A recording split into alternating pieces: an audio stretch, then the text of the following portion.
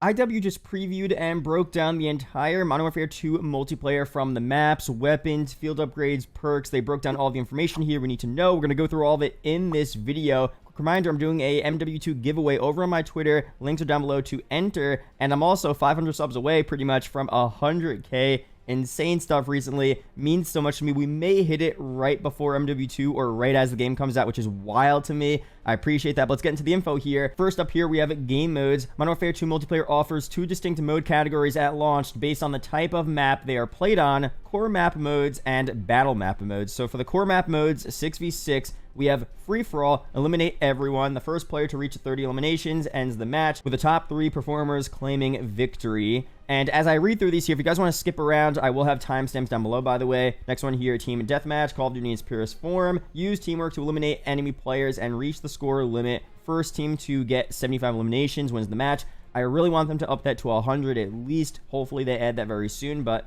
for now it's going to be 75 again. Domination, of course, compete for control of 3 zones marked by flags. Captured zones accrue points over the course of 1 round. The first team to reach 200 points wins the match. Great stuff there. We have hardpoint. Capture the hardpoint and hold it against attack. The hardpoint location rotates every minute, with the position of the next hardpoint being indicated in the last 10 seconds of the previous zone. First team to earn 250 points wins the match. Pretty self-explanatory there. Headquarters is returning, pretty exciting. Work to capture the headquarters, then dig in and defend. Respawns are disabled for the team that holds the HQ. Once the HQ is taken offline, a new zone is designated for the next one. The first team to earn 200 points wins the match. We have control here returning, which is also going to be that third CDL mode. Take turns attacking and defending 2 objectives. Each team shares a pool of 30 lives. If the attacking team successfully takes out 1 objective, they will gain more time to complete the round. The defending team can win the round by letting the time run out before the objectives are taken.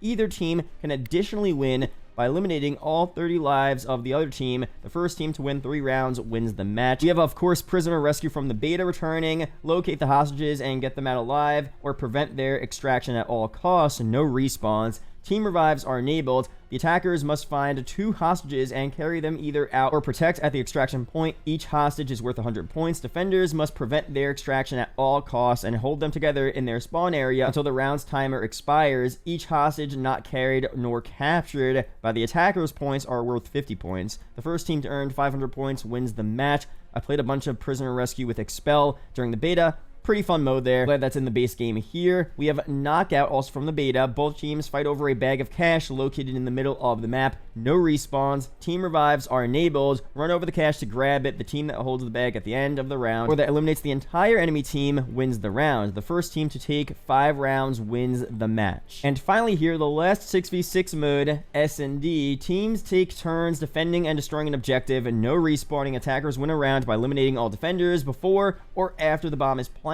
or successfully planting a bomb and having it explode. Defenders win a round by eliminating all attackers before the bomb is planted, by not allowing the bomb to be planted within the round's time limit, or by defusing the bomb once it's planted. The first team to take 4 rounds wins the match. Now, before we go through any further, there are some notable exceptions here. No kill confirmed, no gunfight, and let me know down below if I'm missing any. No party modes here. Infected was leaked, not available at launch, of course. There's a lot of modes missing here. Now, my theory is that, they're just going to add them throughout the DLC season. People might say they should have just been at launch to begin with.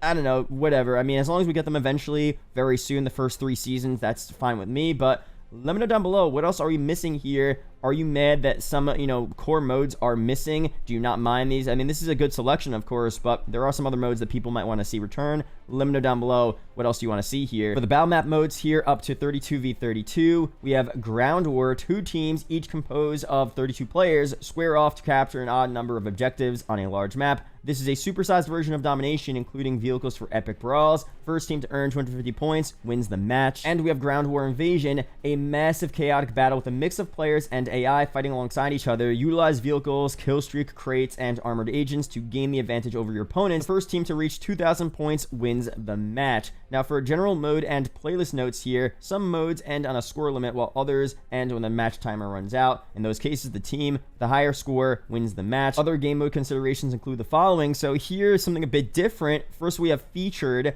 Featured game modes change regularly, with playlists often focused on new maps and modes. Variations of standard maps and modes may apply here. And then we have quick play, of course. Get into a match fast with your own personalized playlist. Use the quick play filter to change your favorite modes. We know how that works. And then we have something a bit different. Tier 1. A Tier 1 playlist is designated within a playlist name and offers a more challenging experience compared to the traditional multiplayer. Operators have less health and limited HUD elements, and friendly fire is on. These elements are consistent in all game modes that support the Tier 1 variant. So it's hardcore. They renamed it to Tier 1. Not so sure why. I mean, I don't really care. Not a big deal to me, but very interesting. Hardcore is now Tier 1. So that's that there. Just so you guys know, when you get into the game, you don't see hardcore. It's Tier 1. We have the third-person mode, of course. Get a new perspective in MW2's third-person playlist. In this mode, the camera is set back over the shoulder, this and that. Of course, they recently updated it to where when you aim down sights, you're not actually going in first person unless you're using a 4x scope or greater. You're going to just stay in third person the whole time, which a lot of you guys said you didn't really like. You liked how it was in the beta. I personally like the all third person way. We'll see how it is at launch. You know, we'll make our judgments there, but that's that there for third person. Now, of course, for the core maps and battle maps, they don't really go through specifically what all the maps are. I already covered that in a previous video, but they just go through the regions. So we have the Al Mazrah region, which is the Warzone 2 map. We have the Las Almas region, which is a part of the campaign. Pretty cool stuff there. And then the rest of the world, where just other random MP maps and DLC maps will probably take place. So that's all we get there, but still cool information.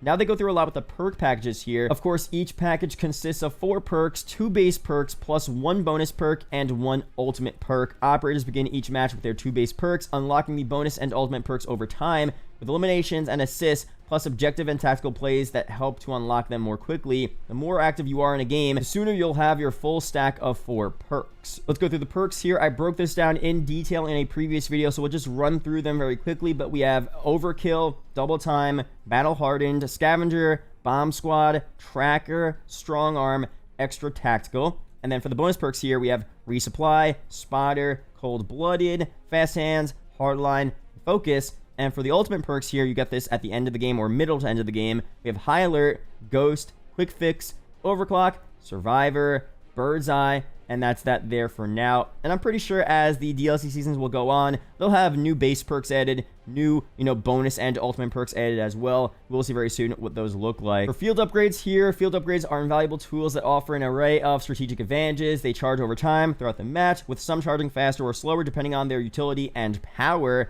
Let's run through these as well. And we have images of all of them, which is pretty cool. We have the tactical camera, the inflatable decoy, DDoS.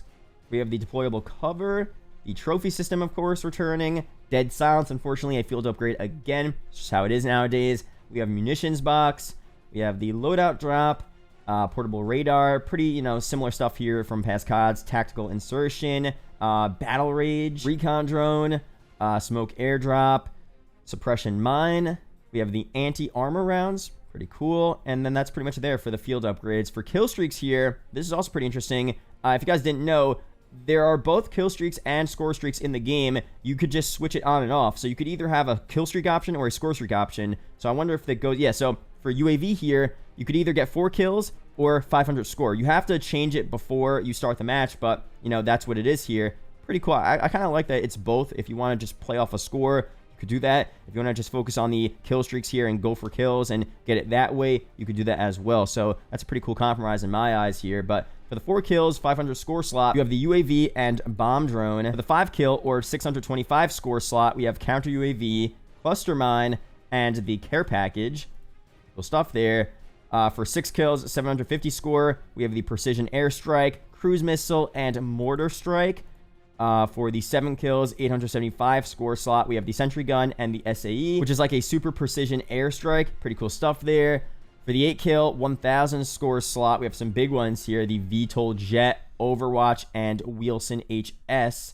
Pretty cool stuff there. For the 10 kill slot, 1250 score here. Some more big ones. Stealth Bomber, Chopper Gunner, and the Emergency Airdrop. For the 12 kill, 1500 score here, we have the Gunship on the left, and on the right, the Advanced UAV. And finally here, top kill streak, score streak, 15 kills in a row, or 1875 score, we have the Juggernaut. Pretty big stuff there. Now, they also go through some new tactics in this game as well. Aquatic maneuvers, ledge hanging, and more in multiplayer. Of course, for aquatic maneuvers, MW2 introduces water-based movement and combat, adding a new layer of strategy as you incorporate aquatic environments in the map. What I'm wondering is, you have this in the campaign. It was pretty cool. You have it in the, battle maps, the ground war maps as well, but are we swimming on the normal 6v6 maps? Because the maps from the beta, we weren't really swimming. I wonder if they implement that into the normal maps, and we'll see how that works with the game. But swimming in this game is actually pretty solid. It's pretty fluid, it's smooth, so it's definitely not a hindrance overall. I mean, you're less likely to get a kill in the water. You're at a disadvantage, but it still is pretty cool and can be used for tactical, pushes towards a certain part of the map. We'll see very soon. Cool feature there, though. And the ledge hang, of course, is pretty interesting. I haven't really used it too much. It was in the campaign, of course, a couple times. But normally, I feel like we're not going to be ledge hanging too much. We'll see. In certain maps, certain areas, maybe it'll be more useful than others. But it's a cool little feature nonetheless. And again, that's pretty much it here. MW2 launches October 28th.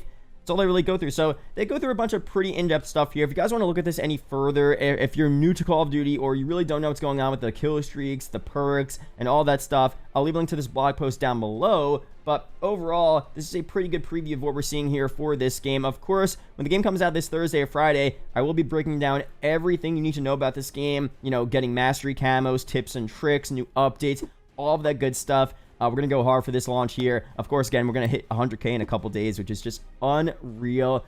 I can't thank you guys enough for that. I'm actually getting sentimental right now. This is a video. I got to talk about this in a different video, maybe on a stream very soon. But I appreciate that so much, man. Been doing YouTube for so many years now. Never thought this was possible, and it's about to happen. So thank you guys so much for that. Again, the giveaway, link down below in the description. Subscribe for more MW2, Warzone 2 news update videos like this. Shout out to the YouTube channel members as always, and I'll see you guys in the next video or live stream. Peace out, guys.